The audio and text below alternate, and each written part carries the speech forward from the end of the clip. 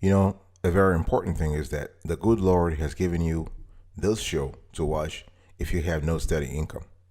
All right. In today's conversation, I want to talk to you about the $25,000 PenFed personal line of credit when you have no steady income. How do you get approved? One in a million, one in a million, one in a million. You know they're coming up to me, cause I'm just the kind of flower that's stinging in the beat, but the rhythm's getting higher. Go, go, go, go, go, go, go, go, go. One in a million, one in a million, one in a million, one in a million, one in a million. Welcome back, folks, to another edition of the Awesome 25K Show. How are you today? I hope you are doing fantastic. I'm doing marvelous if you are to ask me. If you are doing as great as I am, go grab a cup of coffee or tea or vodka and let's roll. In today's conversation, I want to talk to you about the $25,000 PenFed personal line of credit when you have no steady income. How do you get approved? You know, a lot of us, or some of us, are in that situation. You just find yourself, sometimes you have a kind of shaky employment history. Things are not working for you the right way. Boss, don't worry. I'm going to take care of you in today's conversation. So the $25,000 PenFed personal line of credit is available to select members, okay? They no longer have it on their public website, but members can access information about the personal line of credit and apply for it when they meet certain criteria, okay? Remember that banking in the United States is a state affair. So PenFed will apply those regulations that are valid in your state to qualify you for a personal line of credit. Okay, so this video explains what those criteria are if you have no steady income. Boss, I want you to really pay attention here. Okay, I want you to look at the steps I'm giving you. So first, you need to understand when we talk about a personal line of credit, you need to have a clear idea, because a lot of y'all out there just have a blurred idea. You have a fuzzy idea of what a credit of what a line of credit is. So with a personal line of credit, so you are approved to borrow up to a certain amount of money during a set time frame. That's what it is. Okay, so your credit limit, the limit that the PenFed gives you, and the time frame during which you can borrow are set by PenFed. Okay, based on factors like your credit score and the amount of other debt that you carry. So they kind of look at a lot of things. Okay, so PenFed will pay attention to your current credit utilization ratio to have a clear idea of your indebtedness, your level of debt. And the thing here is that when you apply for and qualify for this line of credit, you will receive a set of checks linked to your line of credit.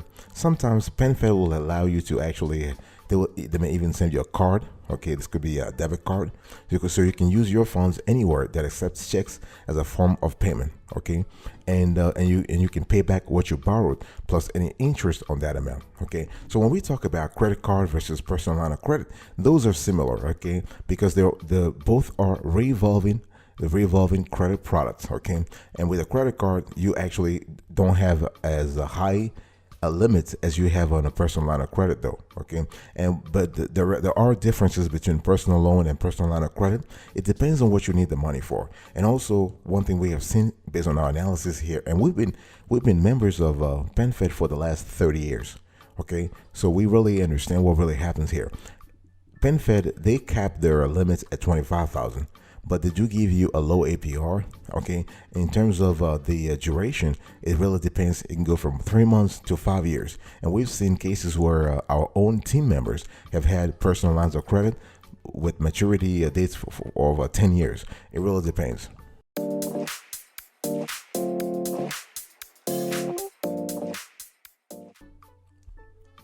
So, boss, now you understand what I'm talking about. When I talk about personal line of credit, you don't think that I'm speaking a foreign language to you, okay? Now, the second thing you need to do after understanding, you need to get ready. I'm talking about you need to plan. You need to plan how you're going to repay whatever you borrow. See, the thing here is that everybody talking to you about how to get a personal line of credit. I'm doing something reverse here. I'm telling you to anticipate the repayment before you even apply. You got to have a clear idea how this line of credit will affect your budget, your household budget. Boss, hey, because why are you applying for a line of credit so randomly? With PenFed, you got to be methodical. Remember, this is a military institution. They run their business like a military. Oh boy, boy, boy. They run it very well. They run it very, very well. And you know what? I want to equip you with a kind of mindset that makes you a winner. I want you to be a winner, boss. I want you to be a winner. So you want to plan the repayment strategy. So if you tap, let's say, a 25,000, or if you tap 10,000 out of your personal line of credit, think about how you're going to repay it. Okay? And you want to actually save for it. So we're talking about, because there are a lot of repayment periods, there are a lot of repayment methods for this line of credit. PenFed has a draw and repayment period. They might ask you for balloon payments. They might have, in some cases, the main line of credit. It's all about the state you're in. Okay. And one thing you need to understand is that you can use a personal line of credit from a PenFed for home improvements, for medical procedures, for consolidating debts, buying and refinancing a car loan and whatnot. It really depends on you. Okay. But the bottom line here is you need to have a clear idea of where you're going to get the funds to repay the line of credit. And don't you get a personal line of credit to pay off a mortgage. No way, Jose. Never do that, okay? No, don't do that. I mean, this is kind of crazy. Who does that? I don't. It's just that the economics of that transaction are not good. They're really not good. I mean, no. Hey, no. Okay? And don't use a personal line of credit also for business expenses. No. Don't you do that. This is also here. The economics are not in your favor. I mean, I can have an entire show to explain to you why the economics are not in your favor to use a personal line of credit from PenFed or another institution for business expenses. But just know for now, this is a bad idea. Okay, it's a bad idea. Now, number 3, I want you to think about your payment history.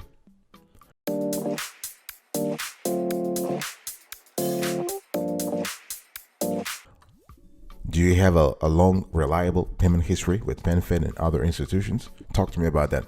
Have you been playing games with them? They're trying to call you and you just ghosting them.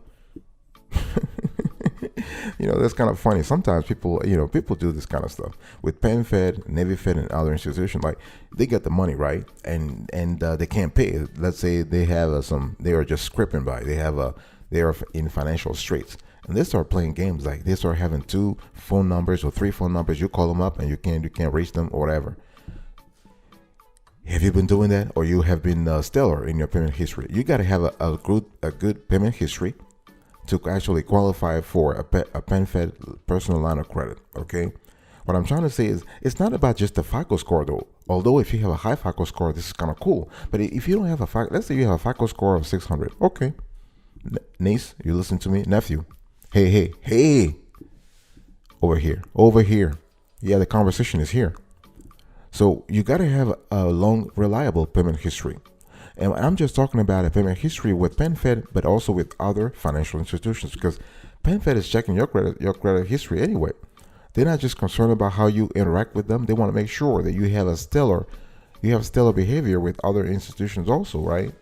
So don't you play games with PenFed or anybody else when it comes to payment. See, the thing here is that when we talk about payment history, it is so easy to maintain a stellar credit, to actually have a clean payment history. You know why? Because you can always pay on time, and there are ways to actually automate the whole thing. Okay, you can establish a bill paying routine. Yeah, and you want to avoid underpayment. Whatever it is, you always want to pay the minimum payment, the minimum balance due. Okay. And one thing we love here is that we believe that it's just better for you to actually use technology to help you. You can automate things. You can set reminders on your phone. But the thing is, it's always better to pay at least once per payment cycle. Okay. So everybody talking to you about, well, here is the minimum balance due, $10 and $15. You got to pay more than that. You have to pay more than that. Okay, on your credit card or your loan or whatnot. No, you got to pay more than that, boss. Okay, so big decision time. What is your payment history right now? Talk to me about it. I want to have a conversation about your payment history. If it ain't good, you need to start fixing it. If it ain't stellar, you need to start fixing it. No questions asked. Don't you try to give me an if and buts. I don't need no excuses from you. All right. I'm tired of your ass giving me excuses. Just do it. Set a good payment history.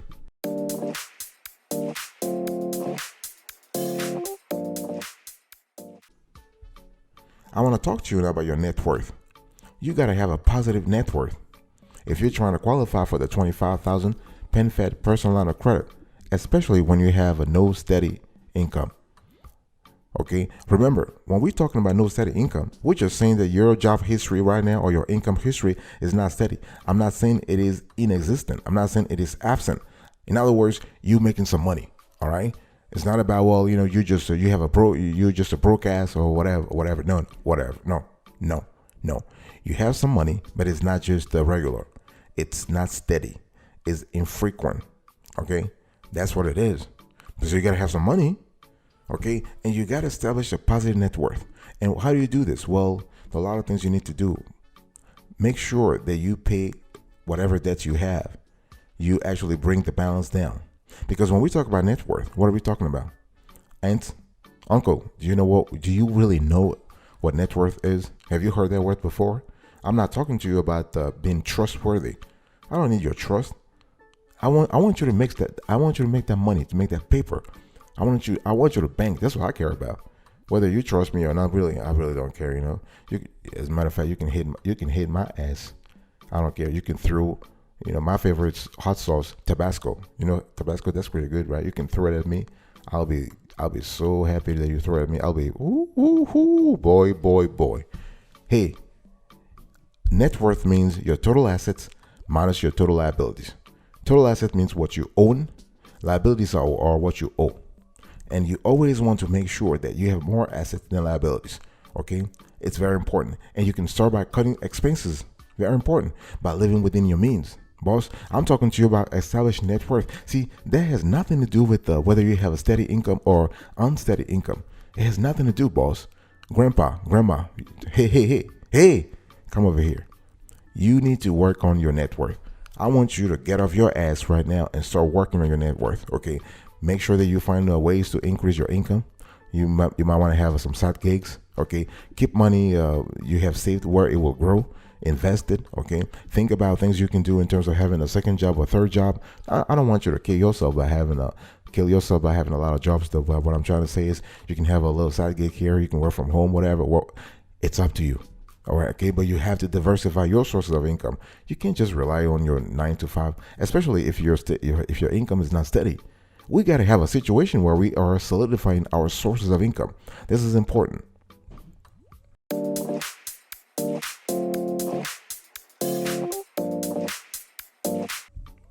I want to talk to you now about your DTI.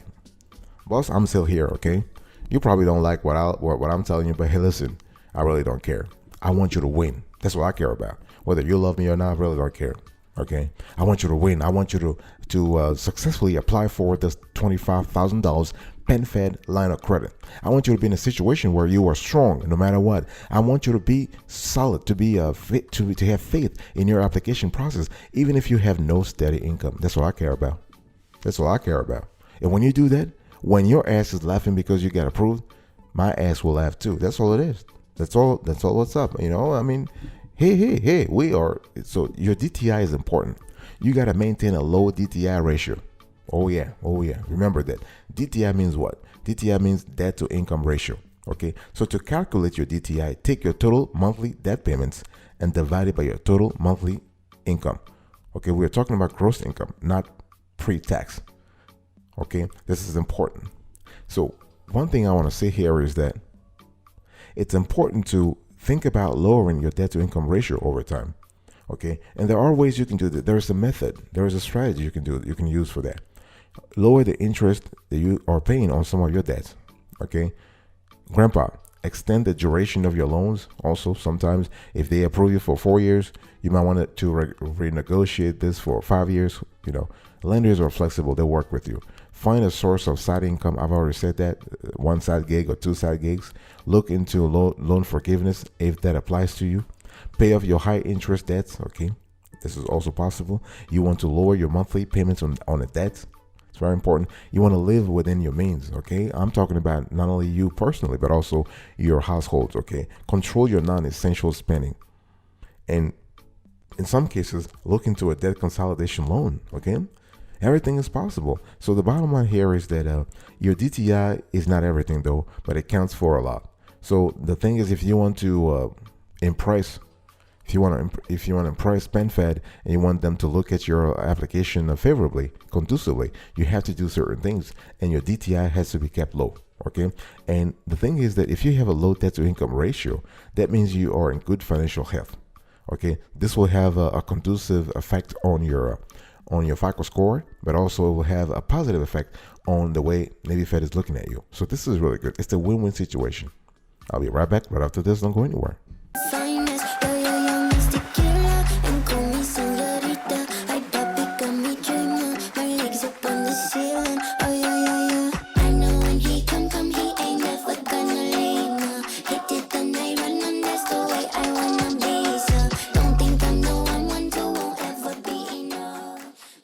Welcome back, folks, to another section of the Awesome Sweetie Kiwi Show. I'm still talking to you about the $25,000 PenFed personal line of credit when you have no steady income. Oh boy, you know, things are hard, things are complicated. You just go and maybe you're having a 9 to 5, but they ain't paying you that well, and they ain't paying you that much. They're paying you peanuts, okay? Or you have you're a seasonal worker, you are a cyclical worker, you are a nurse, and you travel from state to state to make some money, as my mom used to back in the days, or whatever it is. You have no steady income. You need to establish a strong relationship with PenFed before you can get this PenFed personal line of credit when you have no steady income. See, the thing is that credit is not just about your situation.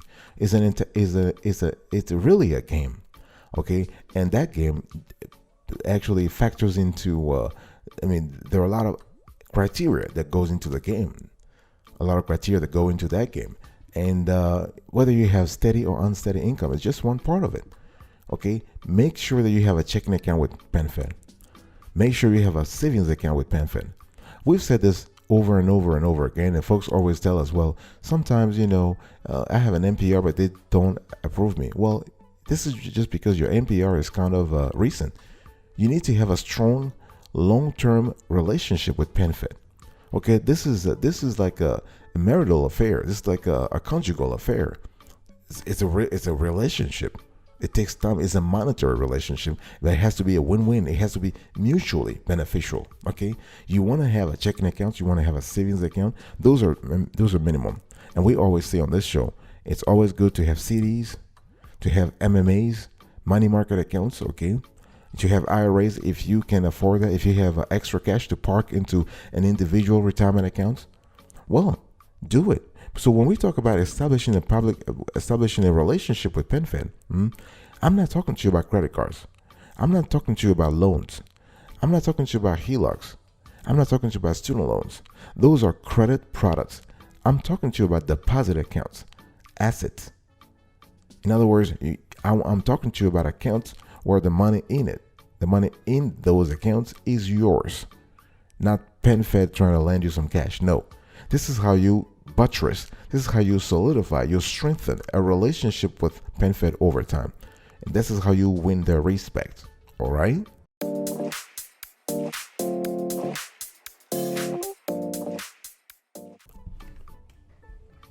The last thing I want to talk to you about is your job prospects.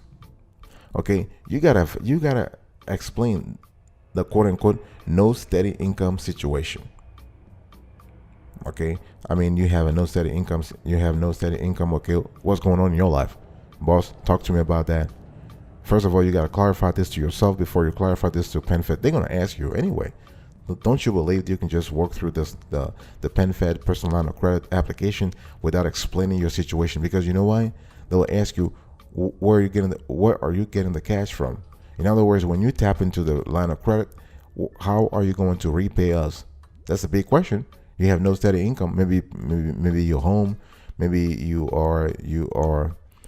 I don't know. A lot of stuff can happen when people don't have no steady income. But you have to explain the situation, and you have to. Very importantly, you need to find ways to explain to PenFed that you are going to improve your financial history. For example, you might be you can say, I'm actually looking for a job, for a stable job, for a 9 to 5 that has solid earnings. This could be a good opportunity because PenFed really understands that where you are at right now financially is not the end of the game. They know this is temporary, okay? But as long as you can present them, you can introduce to them a clear plan for a job search. Okay, you got to have the resume for it though. You can't be like having a high school diploma and say I'm gonna get a job in banking or in engineering. No, what I'm trying to say is your academic background must be in sync with the kind of job you're looking for. Okay, this is very important. So you can find jobs many ways. Through networking, through referrals. You can try job boards and career websites. You can attend job fairs in your area. Okay. Companies hold job fairs all the time. Okay, you can go to company websites. You can do some cold calling if you're courageous enough. Yeah, this works. It works all the time. You can go through headhunters and recruiters also. Okay, and if you cannot qualify for a full-time job, you can start temping, or you can start doing internships. Okay, so you have a large constellation of things you can do to actually get a solid full-time job. But the thing is, you have to explain to PenFed how you plan on remedying, how you plan on fixing that quote-unquote no steady income situation. Very important.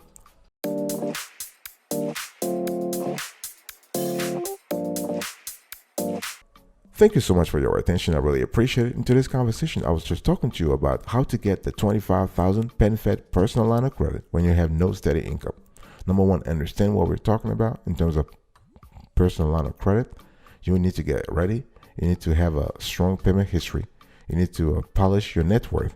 You need to take care of your DTI. You need to take care of your PenFed MPR, and you need to have a clear idea about your job prospects. Thank you so much for your attention. I really appreciate it. God bless you. I'll see you next time. But until then, remember, stay marvelous.